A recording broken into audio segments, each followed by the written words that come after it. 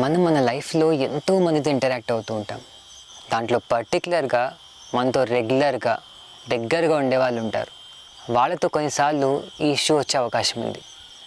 మనం ఎలా ఉందాం అనుకుంటామో, ఎలా ఉంటామో వాళ్ళు ఎగ్జాక్ట్లీ దానికి ఆపోజిట్గా ఉంటారు. వాళ్ళ అలవాట్లు ఎగ్జాక్ట్లీ ఆపోజిట్గా ఉంటాయి. దానివల్ల మనకి కొన్నిసార్లు డిస్టర్బెన్స్ అనిపిస్తుంటుంది, కష్టంగా ఉంటుంది. అరే మారొచ్చు కదా, మంచిగా ఉండొచ్చు కదా, నేను చెప్పింది వినొచ్చు కదా, ఈ పద్ధతి పాటించవచ్చు కదా అని చెప్పి ఇరిటేట్ అయిపోతూ ఉంటాం. అదే ఇరిటేషన్, అదే ఫ్రస్ట్రేషన్ వేరే చోట చూపిస్తూ ఉంటాం. ఇలా అవుతూనే ఉంటుంది. కానీ ఒక్కటి ఆలోచిద్దాం, మనకేమనిపిస్తుంది? వాళ్ళు నేను చెప్పింది వింటే బాగుంటుంది, ఈ పద్ధతి పాటిస్తే బాగుంటుంది, ఇది మంచి పద్ధతి, దీనివల్ల బాగుపడతారని అనుకుంటున్నాం. వాళ్ళు ఏం ఆలోచిస్తారో తెలుసా? సేమ్ ఇలానే మన గురించి ఆలోచిస్తారు.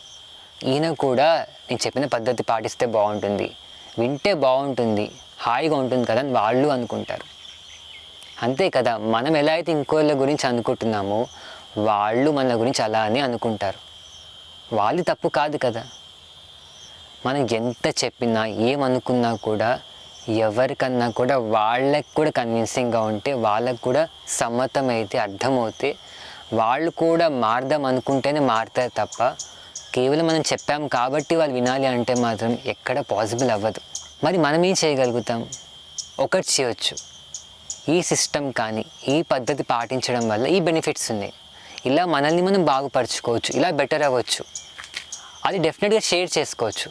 అది వాళ్ళకి బాగా అనిపించి ఆచరిస్తే వెల్ అండ్ గుడ్, డెఫినెట్గా మార్చుకుంటారు. వాళ్ళకి యాక్సెప్టెన్స్ ఉంటే. అది లేనంత వరకు మనం ఎంత చెప్పినా కూడా వాళ్ళకి ఫోర్స్గానే అనిపిస్తుంది. అలాగే మనం కూడా ఇంకో చెప్పినప్పుడు వెంటనే మారిపోతున్నామా, వినేస్తున్నామా, పాటించేస్తున్నామా? లేదే. మనకు కూడా అది కన్విన్సింగ్గా అనిపిస్తే, యాక్సెప్ట్ చేయగలిగితే, ఇది పాటిస్తే నేను బాగుపడతానని చెప్పి నాకు కూడా అనిపిస్తే అప్పుడు ఏమన్నా ఆచరించే అవకాశం ఉంటుంది. కాబట్టి ఎవరినన్నా కూడా మనం ఫోర్స్ చేస్తూ నేను అనుకున్నట్టే వాళ్ళు ఉండాలనుకోవడంలో పాయింటే లేదు.